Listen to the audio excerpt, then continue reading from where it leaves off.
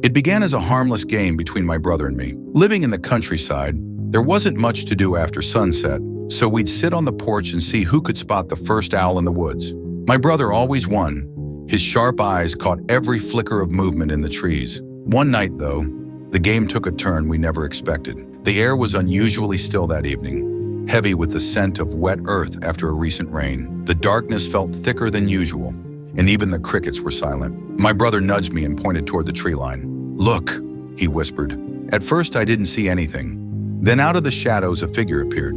It was tall and human-like, but strangely elongated, as if its limbs were stretched unnaturally. It stood just at the edge of the forest, barely illuminated by the faint glow of our porch light. "Is that someone?"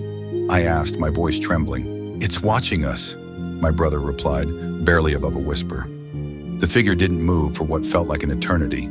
Then slowly, it raised a hand and waved. The gesture wasn't friendly. It was deliberate, almost mocking. "Go inside, Owen," I said, my voice shaking. My brother hesitated but nodded. As we stood to leave, the figure stepped out of the woods.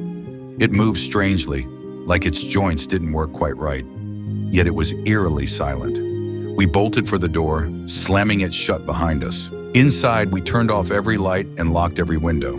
My brother grabbed a flashlight, but I stopped him. "Don't," I said. "We don't want to see." We sat in the living room, hearts pounding, listening for any sound. For a while, there was nothing. Then came the knock. It wasn't on the door, it was on the window. 3 soft taps, perfectly spaced like a metronome. We froze. The window faced the backyard. There was no porch, no easy way for someone to reach it. My brother grabbed my arm, his eyes wide with terror. "It's here," he whispered. I wanted to run, to hide, but my legs wouldn't move. Gathering every ounce of courage, I crept toward the window and peeked through the curtain. At first, I saw nothing. Then my eyes adjusted, and I realized the figure was standing inches away, its face pressed against the glass. Its features were wrong, stretched and pale, with eyes that glowed faintly in the darkness. It tilted its head and smiled, revealing a row of jagged teeth. I stumbled back, and the figure raised a hand to the glass.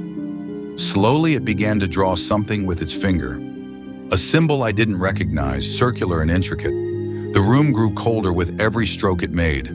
My breath fogged in the air, and the lights flickered. Then, just as suddenly as it started, it stopped. The figure stepped back, fading into the darkness, leaving the symbol etched into the frosted glass. We didn't sleep that night. When morning came, we checked the window, but the symbol was gone, as if it had never been there. Still, on the nearest tree outside, 3 words were carved deeply into the bark. "I'll be back." Neither of us ever saw the figure again. But sometimes on moonless nights, I hear faint tapping on my window. Follow for more stories.